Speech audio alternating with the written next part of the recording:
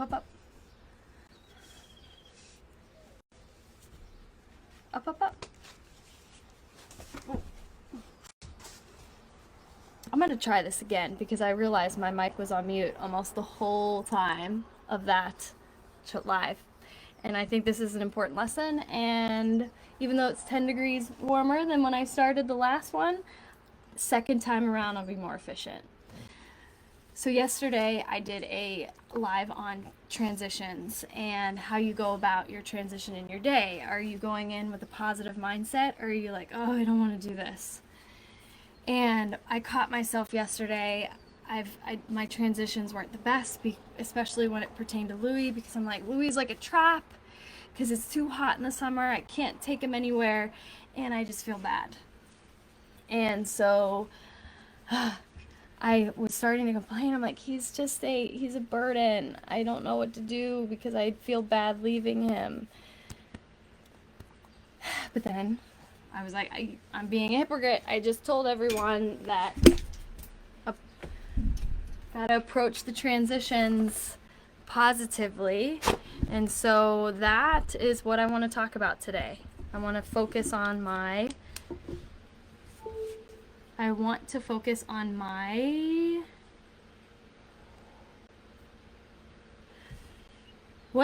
I love about Louie. He's taught me so much about life. So I got him December 11th, 2017, and he totally changed my life.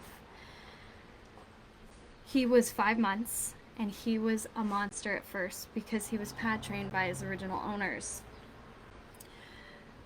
So this is where, I think back, I'm like, oh my gosh, I have learned so many valuable lessons having that opportunity. So the 3 lessons that I want you to take this live away with is 1, Louie taught me skill development, how to teach people and how to develop skills in myself and other people.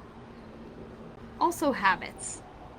2, the second thing is analyzing other people's energies and making, I hate to say it, but making assumptions what they need in terms of what I'm giving off.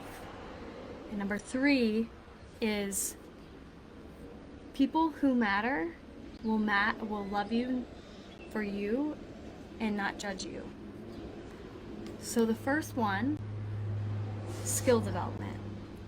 I'm going to focus on 3 different things: potty training, fetch, and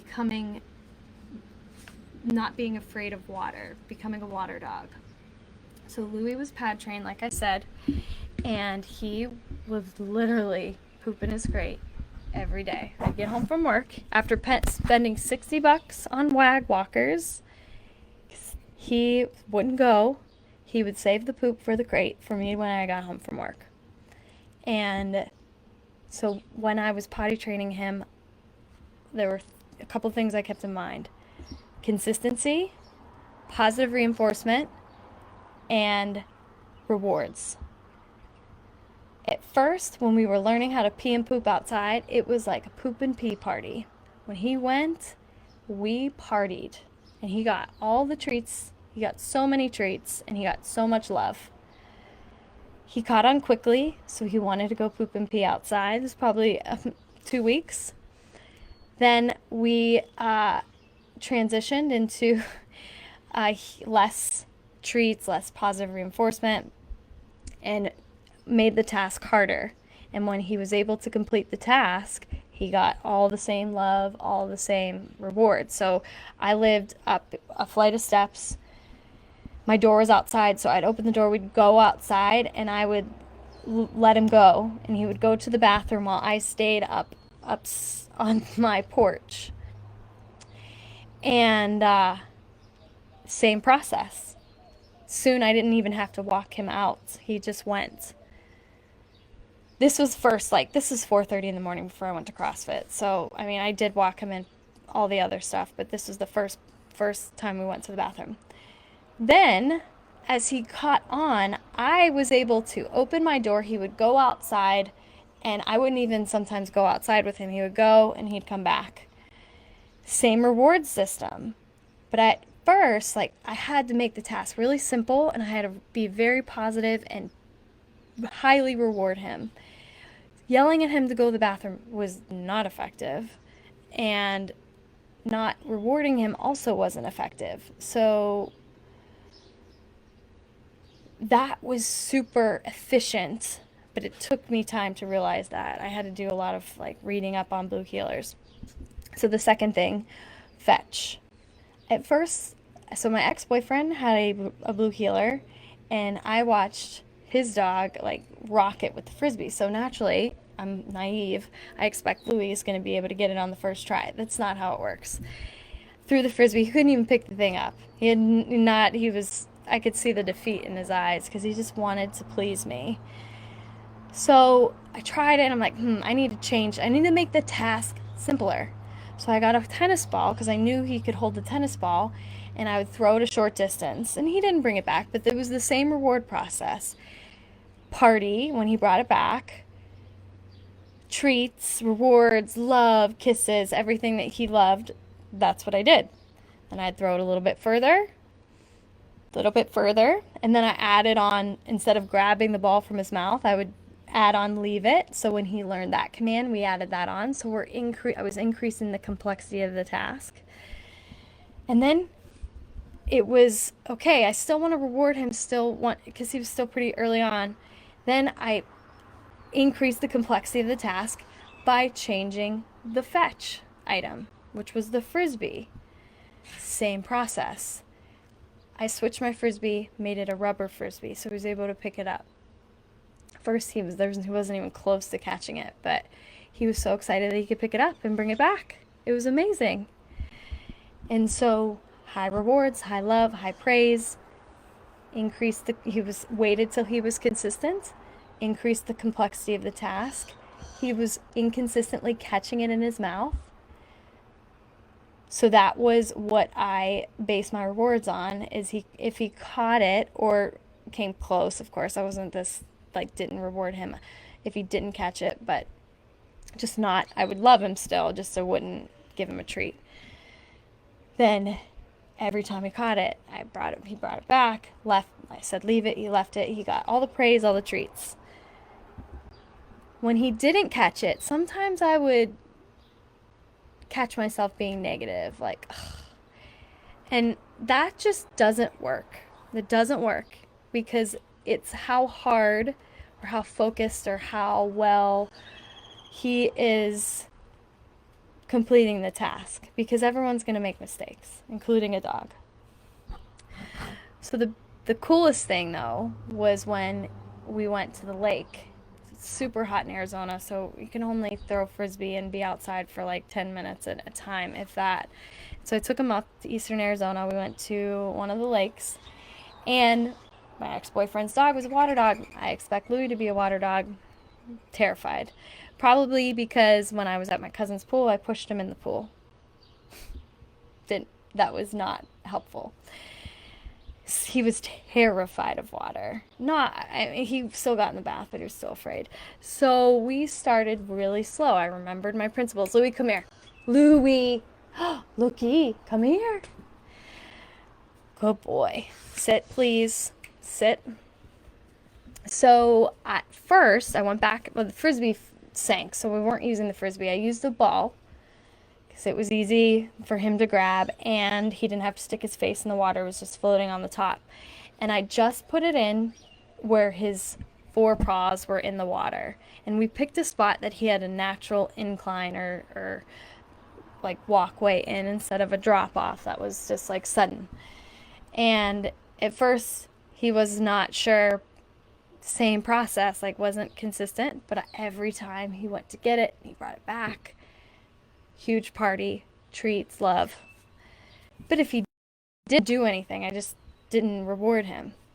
So then once he got consistent, I put it a little bit further. So eventually he was up to his face was out of the water, but he was in.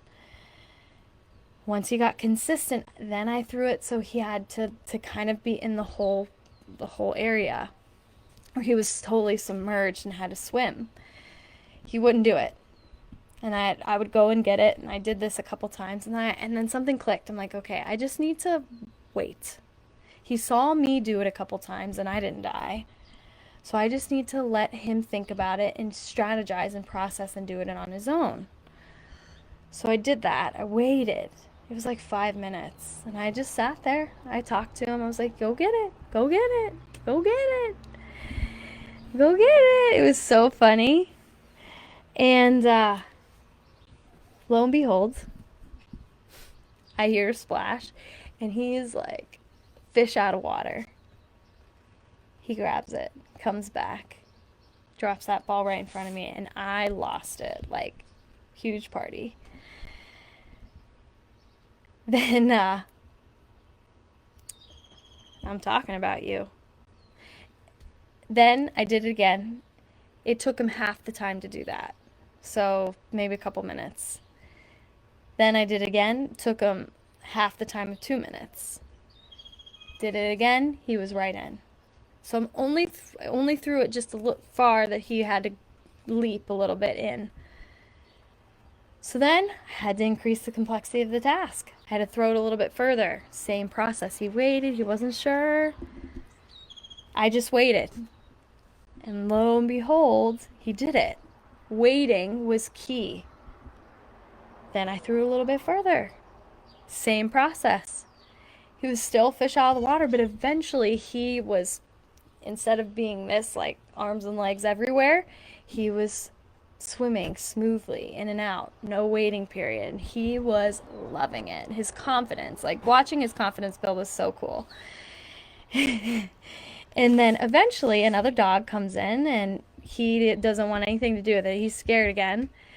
But I swear, not even 20 minutes later, him and the other dog are playing, and Louie's actually beating the other dog to the ball. He was collaborating. So I don't know if you ever listened to or read the book 7 Habits for Highly Effective People. It was so cool to try those habits, see him proceed through those principles of which those habits are built upon. He went to like habit 6, the collaboration phase, so quickly because we focused on the main thing. We did, I forget all the habits, but it followed that. So when it comes to you, and then when it comes to you training other people, working with other people, or learning skills yourself, you have to start simple, and you have to reward yourself in such a way that you are going to continue to repeat. You have to know when you're meeting the goal, and typically it has to be an external goal at first. So what's an external goal? Like, okay, if basketball is your thing, making a ball into the hoop would be an external goal. If after you know that you're meeting that goal and you're rewarding yourself and you're consistent and you're doing it over and over again, now you have to increase the complexity of the task. That's the time where you increase the complexity.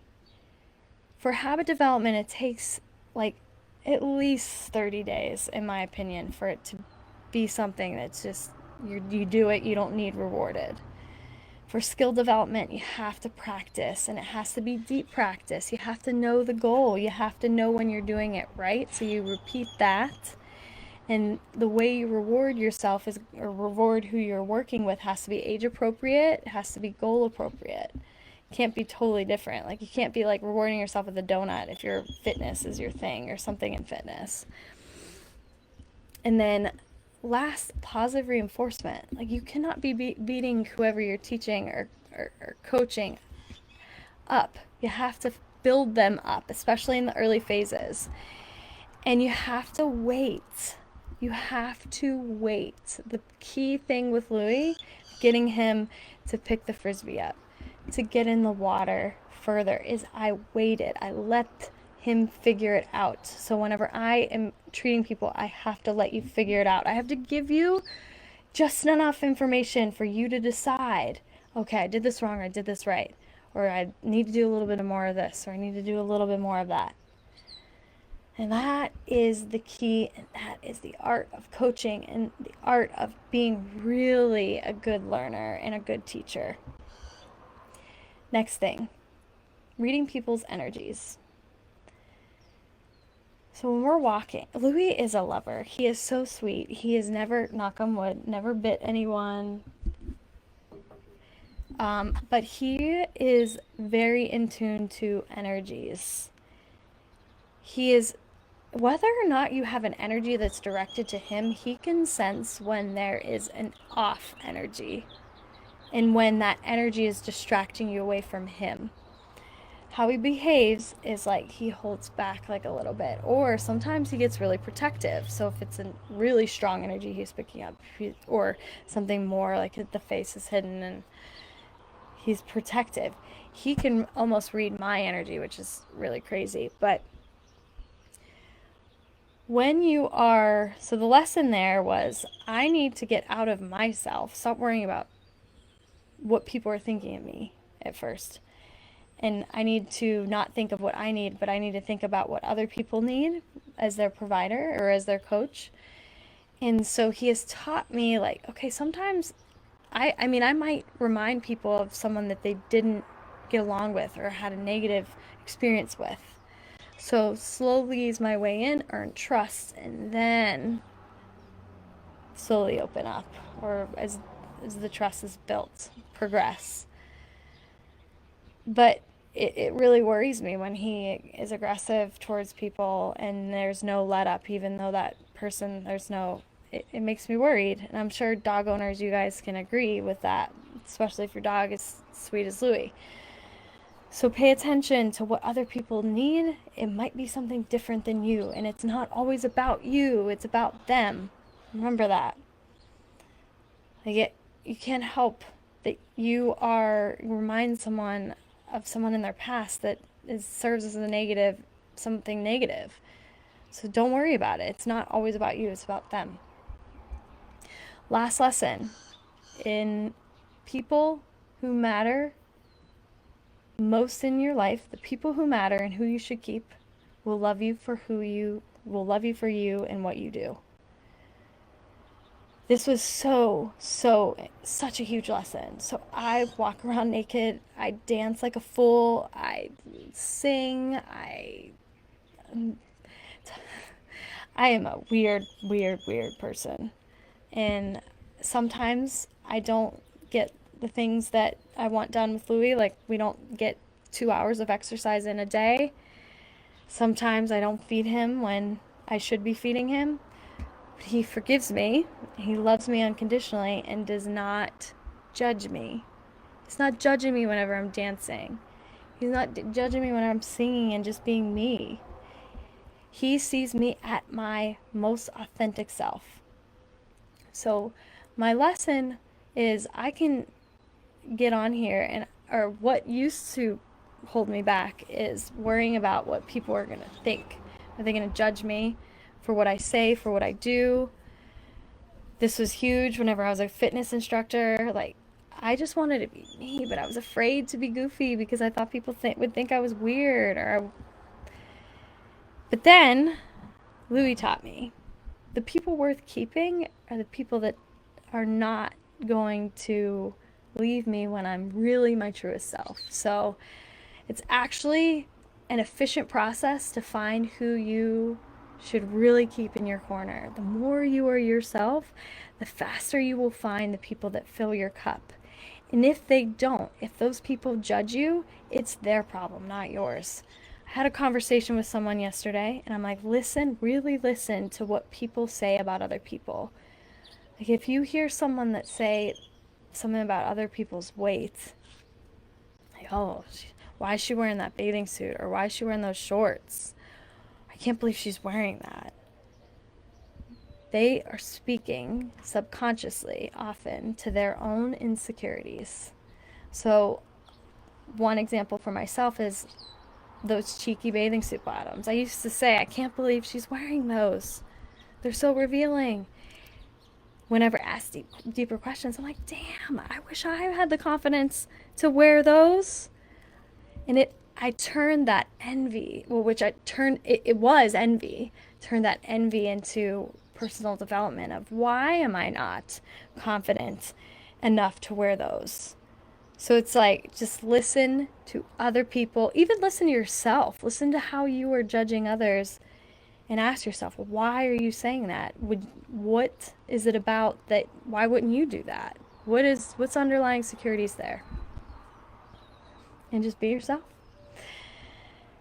I hope so. 3 lessons: skill development, habit development, energy, reading others' energy, and then being your truest self so that you attract the right people.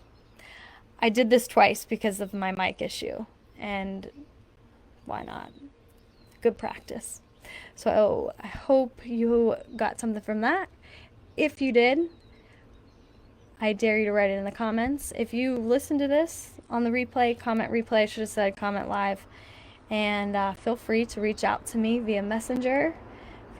I'm doing free consults, coaching consults, rehab consults for Arizonans. Feel free to send me an email, jocelynconleypt@gmail.com, or send a text to my work phone, 480-980-0367. I will see you tomorrow morning. Have a wonderful day. Stay safe, stay well, stay happy.